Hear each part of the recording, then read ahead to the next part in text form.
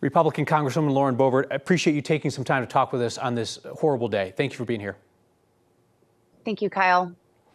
What are your thoughts tonight after what appears to have been an assassination attempt against former President Donald Trump, who's also a personal friend of yours?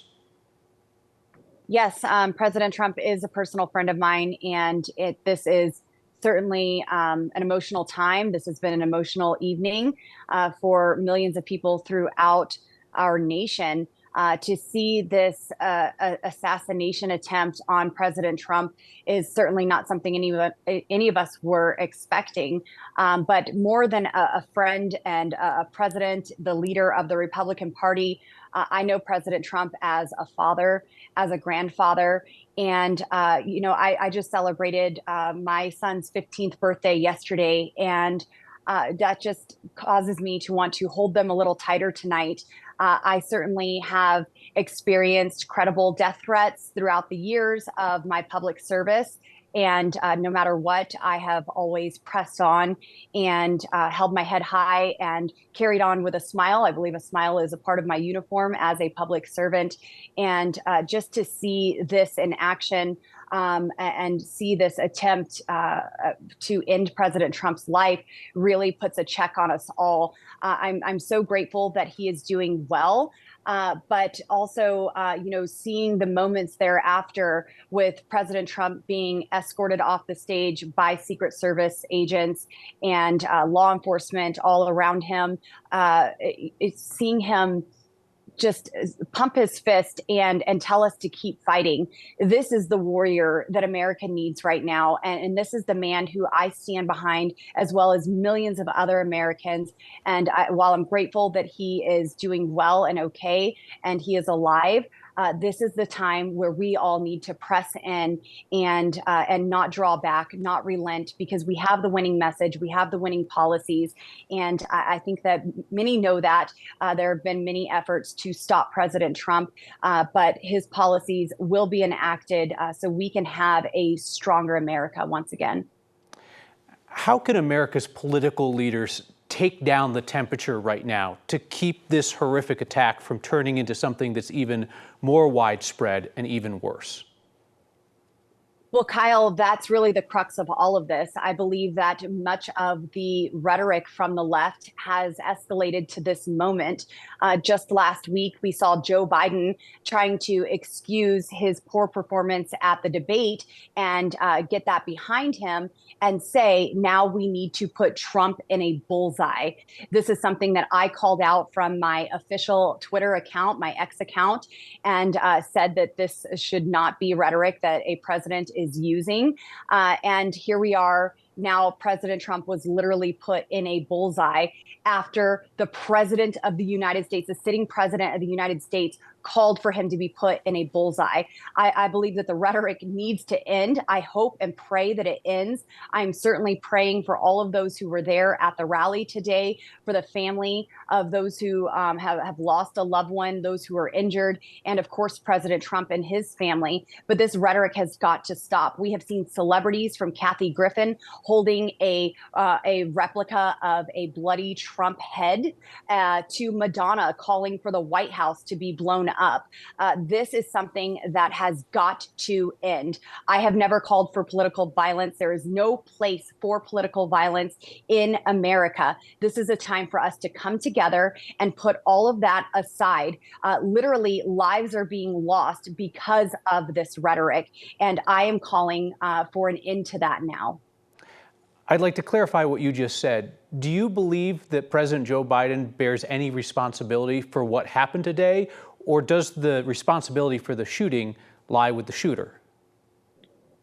I do believe that Joe Biden is responsible for the shooting today, Kyle Clark, an innocent supporter of President Trump, someone who loved President Trump and was there exercising their right to support him, lost their life today. Everyone who has called him a fascist, everyone who has called him a threat to democracy, who said that he should be put in a bullseye, as Joe Biden said, they need to have some very deep reflection tonight before another tragedy like this takes place. We know that Americans across party lines fear political violence. That's what they tell pollsters. What is your message to Coloradans tonight? Not about politics, but about their fears of where the country could be headed. Yes, my response and my call to Coloradans tonight is just to reiterate that this is evil.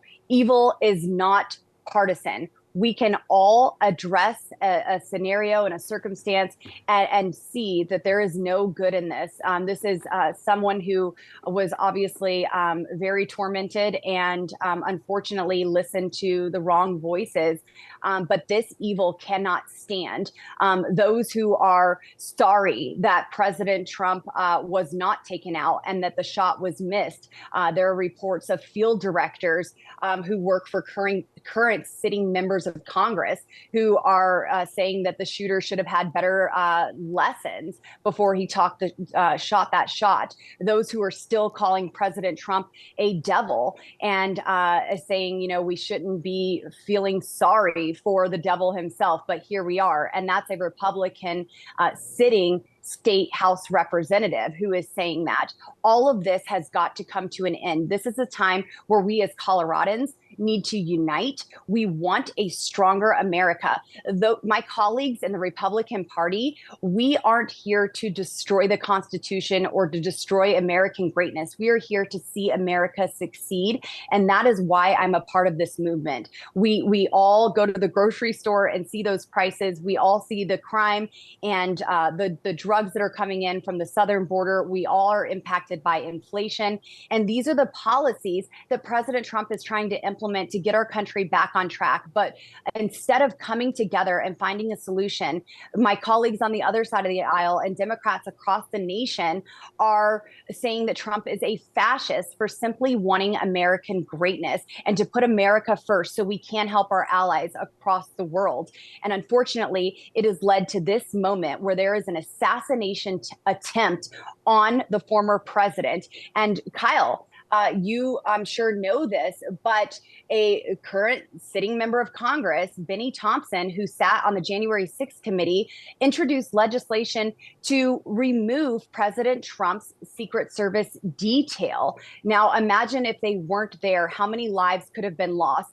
And this is something that I'm reminded of each and every day, how important it is to have that detail. I serve with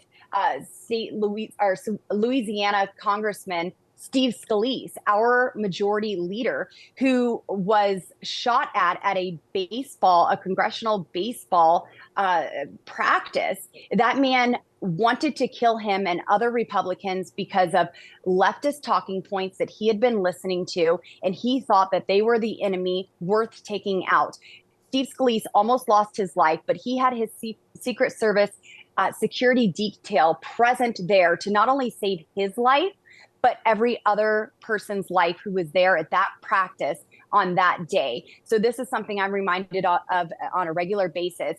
And to even for a moment think that President Trump should not have Secret Service detail by his side is absolutely unfathomable, especially now that this has happened. And I would expect my colleague on the other side, Benny Thompson, to withdraw that legislation that says that President Trump should not have a Secret Service detail.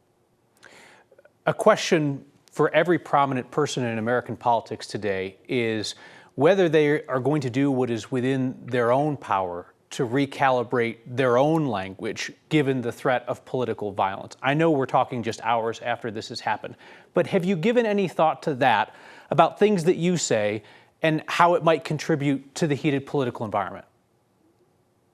Kyle, nothing I have ever said is invited violence. I am not calling for the death of someone. I'm not telling people who follow me to put another political opponent in a bullseye. I'm not carrying around bloody stumps of heads of my opponents, implying that should be them and that should be their current state. I'm not calling to blow up the White House. I certainly list out the facts. I have been very vocal on Joe Biden's cognitive decline and his mental acuity. And now suddenly all the Democrats are saying in unison that Joe Biden is not mentally fit to be president of the United States. And why is that, Kyle?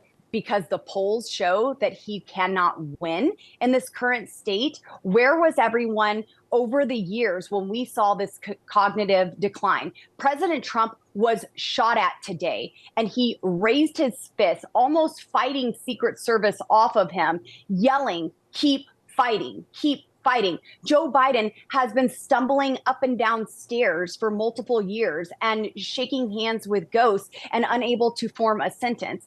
So the things that I say to folks are not to cause harm on anyone. I am stating the facts of the leader of the free world and his mental inabilities to lead our country, and the policies that have been implemented under Joe Biden's administration have shown clear that it interests our foreign enemies more than it interests us, and that Americans are suffering. There is no place for political violence in America. I completely am opposed to that, and I do not condone anyone who would call for any sort of political violence. But I do believe that there is a place to speak truth and to hold those accountable who are causing harm on Americans. And that is not a violent thing. I think Republicans will show up at the ballot box, and that will be our response to today, July 13th, 2024, when our president, our nominee, was shot at and an attempt on his life was taken. We will respond November 5th at the ballot box, and I am confident that President Trump will regain his office at the White House in 2025. Congresswoman, one final question, a clarification, and it's also about language, as you just talked about the way that we use language and what that language means.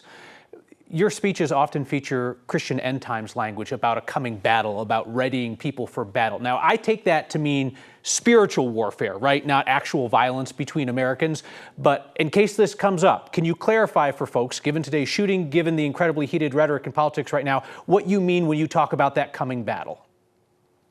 Anytime that I reference the Word of God, anytime I speak of Jesus or having a battle ensue, it is the good fight of faith that I am referring to, and that is absolutely a spiritual battle. We are battling evil and good, and even the Word of God says we do not war against flesh and blood, but against principalities, power, might, and dominion. That is a spiritual battle that God is referencing, and I would never call for violence on anyone. In fact, I want peace even in the Middle East right now. And I wish that President Trump were in office right now so we could experience that peace just as we did the 4 years that he was in office, because he truly had peace throughout the world through strength. And that is what America needs right now more than ever. I am praying for President Trump, for that supporter of his